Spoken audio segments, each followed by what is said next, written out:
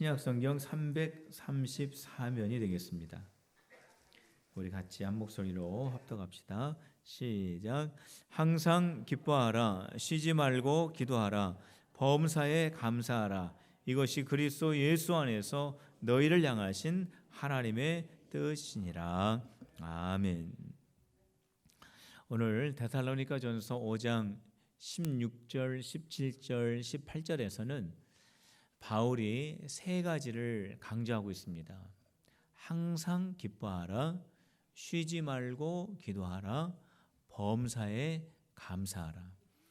오늘은 추수감사절이기 때문에 범사에 감사하라 라고 하는 이 말씀에 초점을 맞추어서 우리가 하나님의 은혜를 함께 이 시간에 나누도록 하겠습니다. 범사에 감사하라. 범사는 모든 일이죠. 이 범사 안에는 기쁜 일도 있을 수 있고 슬픈 일도 있을 수 있습니다.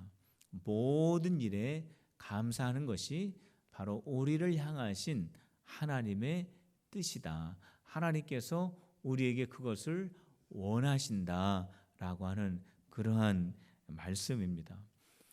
오늘 이 설교 말씀을 준비하면서 하나님께서 1년 동안 나에게는 어떠한 감사의 조건을 주셨을까?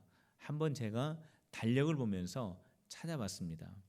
굉장히 많은 은혜를 주시고 감사의 조건을 참 많이 하나님께서 주셨는데 제가 한 달에 한 개씩만 제가 한번 뽑아 보았습니다.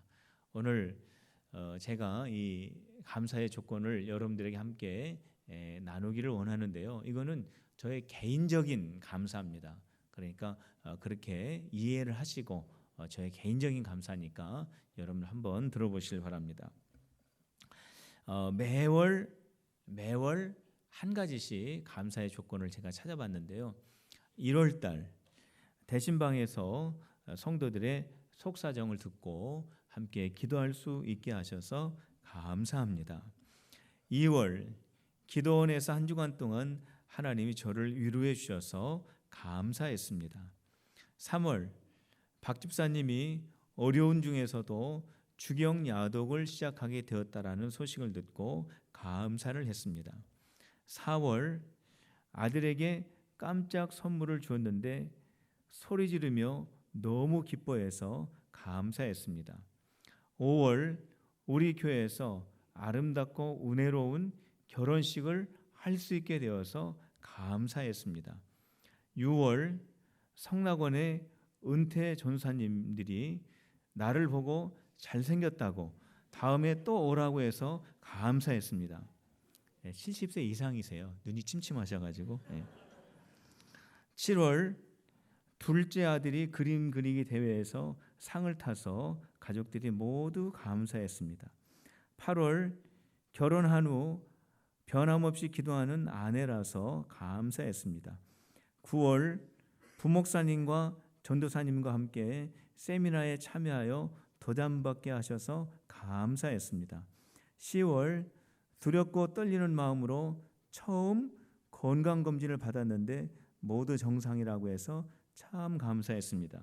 11월 김옥량 목사님이 오셔서 우리 성도들에게 크게 웃게 해주셔서 감사했습니다. 저는 이 매월마다 감사의 조건을 찾아보니까 하나님께서 저에게 너무나 귀한 은혜를 개인적으로 저에게 주셨구나 하면서 하나님께 얼마나 감사를 드는지 모릅니다. 성도 여러분, 오늘 댁에 돌아가셔가지고 한번 꼭 적어보세요. 내가 1년 동안 하나님으로부터 받은 은혜와 감사의 조건들은 무엇이 있을까? 적어보면은 굉장히 은혜스럽습니다. 하나님이 우리에게 주신 은혜가 얼마나 많은지 깨닫게 될 수 있기 때문입니다. 성도 여러분, 바울은 범사에 감사라고 했습니다. 그렇기 때문에 우리는 기쁜 일이 있을 때 하나님께 감사를 드려야 됩니다.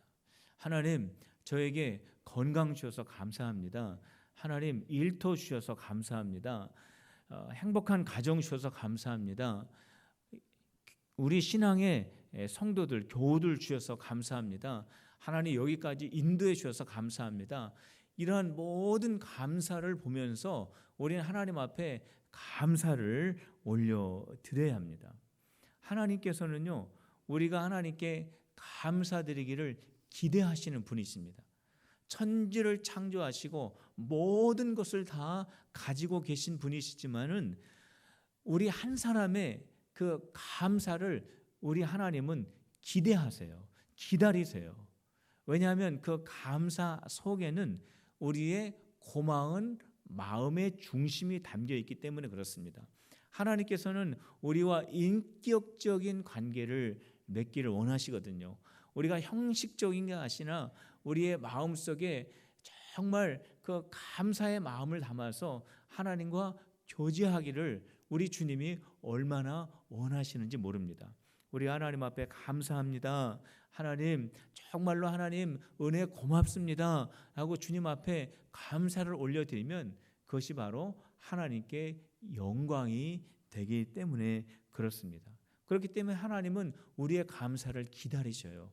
우리가 하나님 앞에 감사를 드리면 하나님이 얼마나 기뻐하시는지 모릅니다.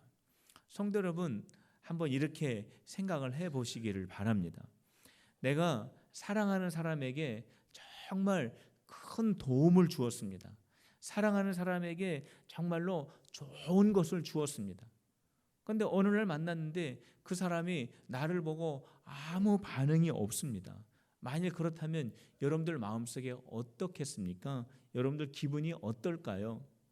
물론 사랑하는 사람에게 뭔가 기대하고 주는 것은 아닙니다만은 그 사람이 아무 반응이 없다면 마음이 한편이 섭섭할 겁니다. 누구나 그럴 겁니다. 그런데 그 사람이 나를 만났습니다. 지난번에 당신이 나에게 이렇게 큰 은혜를 베풀어 주어서 정말로 내가 전화위복이 되었습니다. 내가 얼마나 큰 도움을 받았는지 모릅니다. 그래서 내가 이렇게 잘 되었습니다. 너무 고마웠습니다. 감사했습니다. 정말 그때 그 은혜를 잊지 못할 것 같습니다. 라고 이렇게 감사하면은 정말 마음 한편에 내가 도와주기를 참 잘했구나. 내가 정말 흐뭇하구나. 내가 이 사람을 그때 더 도와줄 걸.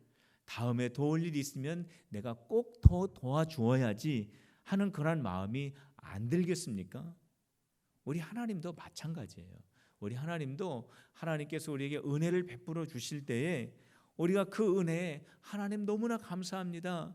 하나님 나에게 이렇게 귀한 은혜를 주시고 깨달음을 주시고 우리의 가정을 지켜주시고 생업을 붙들어 주시고 우리의 자녀들을 인도해 주시고 나에게 신앙 주시고 나에게 생업 주시고 내가 여기까지 올 수 있도록 하나님 인도해 주셔서 정말 감사합니다 라는 그런 감사의 표현 얼마나 소중한지 모릅니다. 성도 여러분, 스펄전 목사님이 이러한 설교를 하셨습니다. 촛불에 감사하면 하나님께서 별빛을 주시고 별빛에 감사하면 하나님께서 달빛의 은혜를 주시고 달빛에 감사하면 하나님은 햇볕의 은혜를 주시고 햇볕의 은혜에 감사를 하면 햇볕이 필요치 않은 천국의 은혜를 주신다라고 설교를 했습니다. 우리 성도 여러분, 범사에 감사하여 하나님의 큰 은혜를 받는 우리 필그림의 성도들이 다 되시기를 주님의 이름으로 축복합니다. 우리가 하나님께서 주신 은혜 가운데 가장 큰 은혜가 무엇일까? 가장 큰 은혜는 우리가 죄에서 자유하게 되어 하나님의 자녀가 된 영원한 생명을 얻은 구원의 은혜가 가장 큰 축복이고 가장 큰 은혜입니다. 이것이 바로 하나님으로부터 받은 가장 큰 선물입니다. 예수님께서 십자가 위에서 몸과 피를 다 희생하심으로 말미암아서 우리의 모든 죄의 값이 다 예수님으로 말미암아 지불되고 우리는 죄에서 자유하게 되어 하나님의 거룩한 자녀가 되었습니다. 오늘 설교를 마치게 되면 우리가 성찬식을 합니다. 이 성찬식 속에는 우리 예수님의 몸과 피가 희생이 되어서 우리가 모든 죄에서 자유함을 얻어 하나님의 거룩한 백성이 되었다라고 하는 이 정말로 이 귀한 진리가 이 성찬 예식 속에 담겨져 있습니다. 우리가 이 성찬 예식에 참여할 때 예수님의 고난으로 말미암아서 우리가 눈물 흘릴 수 있습니다. 우리 예수님이 십자가 위에서 얼마나 고난을 당하셨을까, 얼마나 아프셨을까. 그런데 성도 여러분, 우리가 성찬에 참여하면서 우리가 잊지 말아야 될 것이 있습니다. 그것은 뭐냐면 예수님의 고난으로 말미암아 우리가 죄와 사망의 권세에서 자유함을 받아 우리가 영원한 천국 백성이 되게 하셨다라고 하는 이 하나님의 놀라운 은혜를 우리는 잊지 않고 감사하는 이 마음을 우리가 잊어서는 안 됩니다. 오늘 성찬에 참여할 때 하나님이 우리에게 베풀어 주신 그 은혜에 감사하고 기뻐하며 감격하며 참여하는 우리 필그림의 성도들이 다 되시기를 주님의 이름으로 축원합니다. 우리가 하나님 앞에 범사에 감사할 때 우리는 슬플 때에도 감사할 수 있어야 합니다. 범사는 기쁜 일도 있을 수 있지만 어려운 일도 있을 수 있기 때문에 그렇습니다. 내가 건강이 좀 약하여도 우리는 감사할 수 있습니다. 우리의 가정에 문제가 있어도 감사할 수 있어야 합니다. 경제적으로 어려워도 감사할 수 있어야 됩니다. 우리 직장에 문제가 생겨도 감사할 수 있어야 됩니다. 내 삶이 고난의 거리, 고난의 과정 속에 들어가 있다고 할지라도 우리는 감사할 수 있어야 됩니다. 왜냐하면 범사에 감사하라. 이것이 우리를 향한 하나님의 뜻이니라. 하나님이 우리에게 원하시는 것이고 그것이 마땅히 하나님을 믿는 하나님의 자녀들이 살아가야 할 삶의 원리이기 때문에 그렇습니다. 범사에 감사할 수 있어야 합니다. 어려운 가운데에서도 감사할 수 있어야 합니다. 왜 그렇습니까? 고난 속에 하나님께서 담겨두신 우리를 유익하게 하는 귀한 것들이, 보화와 같은 것들이 그 안에 있기 때문에 그렇습니다. 성도 여러분, 고난은 모든 사람들이 다 싫어하죠. 누가 고난을 좋아하는 사람이 있겠습니까? 그런데 성경 말씀을 보면 이 고난 속에는 하나님의 자녀들을 향한 하나님의 놀라운 하나님의 은혜가 그 속에 담겨져 있다라고 하는 사실입니다. 성도들, 오늘 이 아침에 고난 속에 담겨져 있는 하나님의 그 귀한 비밀을 깨닫게 됨으로 말미암아 고난 속에서도 하나님께 감사하고 찬양하고 영광 돌리는 우리 필그림의 성도들이 되시기를 주님의 이름으로 축복합니다. 고난 속에 어떠한 유익이 담겨져 있을까요? 고난은 우리 성도들을 겸손하게 만들어주는 그러한 귀한 비밀이 이 안에 담겨져 있습니다. 신명기 8장 2절 말씀에 보면은 이러한 말씀이 기록이 되어 있습니다. 내 하나님 여호와께서 40년 동안 너희를 광야 길을 걷게 하신 것을 기억하라. 이는 너를 낮추시며 너를 시험하사 내 마음이 어떠한지, 너희가 하나님의 말씀을 듣는지 너희들이 하나님의 말씀을 듣지 않는지를 알기 위함이니라 라고 기록하고 있어요. 하나님께서 왜 하나님의 백성들을 광야의 길을 지나가게 하십니까? 광야는 어두운 곳입니다. 광야는 추운 곳입니다. 광야는 뜨거운 곳입니다. 광야는 길이 없습니다. 광야는 이정표도 없습니다. 광야는 위험한 것들을 만날 수 있는 곳입니다. 왜 하나님께서 그 광야의 길을 하나님의 백성들이 걸어가게 하시느냐 하면은 그 광야 속에서 내가 이렇게 부족하구나를 깨닫게 됩니다. 하나님이 이 광야 속에서 나를 도와주지 않으시면은 안 된다. 하나님이 나를 붙들어 주시지 않으면 나는 죽는다. 하나님의 은혜로 나는 살아갈 수밖에 없는 연약한 자라고 하는 이 사실을 광야를 지날 때만 깨닫게 되기 때문에 그렇습니다. 모든 게 다 잘 되는데, 모든 게 다 성공적으로 되는데, 나에게 부족함이 없는데 내가 어떻게 겸손의 마음을 배울 수 있겠습니까? 내가 어떻게 간절히 하나님께 부르짖으며 하나님을 의지할 수 있겠습니까? 우리가 광야를 통하게 되면 겸손한 사람이 됩니다. 온전한 사람이 됩니다. 거룩한 사람이 됩니다. 그렇기 때문에 광야를 지날 때 우리는 감사할 수 있습니다.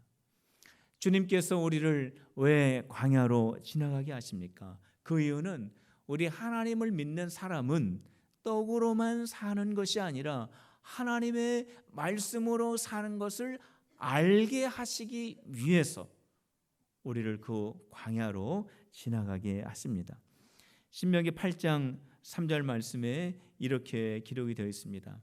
너를 낮추시며 너를 줄이게 하시며 너를 배고프게 하시며 너도 알지 못하였던 그리고 내 조상들도 알지 못하였던 그 만나를 내게 먹이신 것은 사람이 떡으로만 사는 것이 아니라 하나님의 입에서 나오는 여호와의 말씀으로 사는 것을 너희로 알게 하려 함이니라 말씀하고 있습니다. 사람은 떡이 있어야 살 수 있습니다. 떡을 먹어야 손에 힘도 생기고 발에 힘도 생깁니다. 그런데 사람이 손과 발에 힘만 있다고 해서 만족하고 행복하고 의미 있는 삶을 살아가는 것은 절대 아닙니다.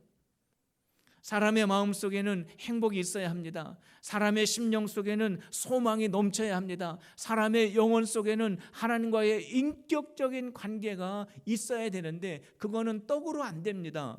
그거는 돈으로 안 됩니다. 그거는 명예로 안 됩니다. 우리의 마음 속에 기쁨이 있고 우리의 심령 속에 하나님이 주시는 감동이 있고 우리의 영혼 속에 주님의 나라를 향한 그러한 소망을 있게 하는 것은 오직 여호와 하나님 말씀밖에 없다라는 거예요. 우리가 비록 인생의 떡이 부족하고 인생의 떡을 먹지 못하는 눈물의 떡을 먹으면서 시간을 보낸다고 할지라도 내 마음속에 하나님이 주시는 기쁨이 있고 내 심령 속에 하나님이 주시는 만족이 있고 내 영혼이 하나님을 찬양하는 그 놀라운 은혜의 삶을 살아가는 그것을 경험하면서 그때 깨닫게 되는 겁니다. 아, 사람이 떡으로만 사는 것이 아니라 사람이 돈으로만 사는 것이 아니라 사람이 명예로만 사는 것이 아니라 하나님이 나에게 위로해 주시고 하나님이 나에게 깨닫게 해주시는 이 귀한 진리의 말씀으로 살아가는구나를 고통 속에서 고난 속에서 깨닫게 된다는 거예요. 그렇기 때문에 우리는 고난 가운데에서 감사할 수 있습니다. 성도 여러분, 우리는 고난 속에서 감사할 수 있습니다. 왜냐하면 고난 뒤에는 반드시 하나님의 축복이 있기 때문입니다. 성도 여러분, 고난 다음에는 축복이 있는 줄로 믿으시길 바랍니다. 우리 한번 따라해 보시기 바랍니다. 고난 후에는 반드시 하나님의 축복이 있습니다. 믿습니까? 여러분들이 개인적인 고난을 당하시는 분이 있습니까? 그 고난 뒤에는 반드시 하나님의 축복이 있는 줄로 믿으시기를 바랍니다. 여러분들의 가정에 고난이 있습니까? 여러분들의 사업에 고난이 있습니까? 그 고난 다음에는 하나님의 비교할 수 없는 축복이 기다리고 있는 줄로 믿으시기를 바랍니다. 그 축복을 여러분들이 다 누리시기를 주님의 이름으로 축원합니다. 이스라엘 백성들을 한번 보시기 바랍니다. 이스라엘 백성들이 애굽을 나와서 곧바로 가나안 땅으로 들어간 것이 아닙니다. 가나안 땅, 축복의 땅, 젖과 꿀이 흐르는 땅, 하나님께서 약속하신 그 언약의 땅에 언제 들어갔느냐 하면은 광야를 지난 다음에 들어가지 않습니까? 이거는요 코스입니다. 축복의 땅으로 들어가기 위한 과정입니다. 하나님의 신령한 복을 받기 위해서는 반드시 고난을 통하여 겸손해져야 하고 교만한 사람은 하나님의 축복을 못 받기 때문에 그렇습니다. 이 고난을 통하여 하나님의 말씀의 원칙을 가지고 살아가야 하나님의 축복을 받을 수 있다라고 하는 훈련을 받아야 되기 때문에 이 고난을 통과하게 되는 것입니다. 성도 여러분, 고난 다음에는 반드시 축복이 있습니다. 욥을 여러분들 생각해 보시길 바랍니다. 욥은 아무 영문도 모르고 고난을 받았습니다. 욥은 하나님을 잘 예비하는 사람입니다. 그는 많은 사람들에게 존경받는 사람입니다. 그는 가정에서 화목한 사람입니다. 자녀들을 사랑하고 그 가정을 잘 돌보고 그에게 달려있는 모든 식구들을 잘 보살피는 정말로 인자한 사람입니다. 인격 있는 사람입니다. 그런데 영문도 모르게 어느 날 가축들을 다 잃어버립니다. 종들이 다 죽게 됩니다. 자녀들이 다 죽게 됩니다. 사랑하는 아내도 떠나가게 됩니다. 영문도 모르는 이러한 고난을 겪게 됩니다. 이때 욥이 하나님 앞에 뭐라고 했습니까? 왜 하나님 나에게 이러한 고난을 주십니까? 내가 하나님 앞에 잘못한 게 뭡니까? 정말 하나님 살아계십니까? 하나님은 나의 이 고난 속에서 나를 건져내실 수 있는 능력이 있으십니까? 그렇게 하지 않았습니다. 욥이 하나님 앞에 고백한, 하나님도 감동한 욥의 고백이 있지 않습니까? 주신 이도 여호와시요 취하신 이도 여호와이시니 라고 하는 그러한 욥의 간절한 고백을 우리가 알고 있습니다. 욥은 그러한 고난 가운데 하나님을 원망하거나 하나님을 떠나지 않았습니다. 하나님께 더 가까이 나갔습니다. 하나님 앞에 예배했습니다.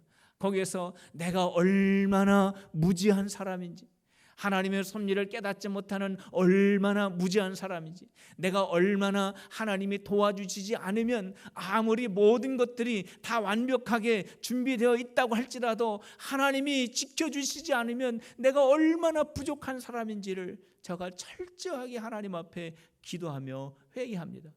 그리고 하나님이 얼마나 전능하신 분이신지, 하나님이 얼마나 위대하신 분이신지, 하나님이 얼마나 능력이 많으신 분이신지를 욥이 하나님 앞에 예배하면서 고백을 하게 됩니다. 그때 하나님께서 욥기서 마지막에 보면은 하나님께서 욥을 축복해 주셨습니다. 고난 다음에 축복이 있는 것은 영적인 원리입니다. 성도 여러분, 오늘 이 자리에 계신 여러분들, 고난 속에서 낙심하지 말고 왜 나에게 이러한 고난이 오냐고 실망하지 말고, 그 고난 속에는 하나님께서 나를 축복하시고자 하는 그 놀라운 하나님의 축복이 담겨져 있다라고 하는 이 사실을 깨닫고 고난 속에서도 하나님께 감사하는 우리 필그림의 성도들이 다 되시기를 주님의 이름으로 축원합니다. 감사절이 되면은 우리 손양원 목사님의 10가지의 감사를 제 마음속에 다시 한번 떠올려 보게 됩니다. 손양원 목사님은 1948년 10월 27일 날 여수 순천 반란 사건이 있을 때 사랑하는 아들 동인과 동신을 한 날에 잃어버립니다. 공산주의자가 쏜 총에 두 아들이 죽게 됩니다. 손양원 목사님은 그때 애양원에서 부흥회를 인도하고 계셨는데, 부흥회 중에 그 소식을 들었지만 그 부흥회를 다 마치고 장례식에 참여하여서 10가지의 감사로 하나님 앞에 고백을 드리는데, 이 10가지의 감사가 지금도 모든 성도들에게 큰 도전과 감동을 주고 있습니다. 첫째, 나 같은 허물 많은 사람의 혈통 중에서 순교자 자식이 나오게 하신 것이 감사합니다.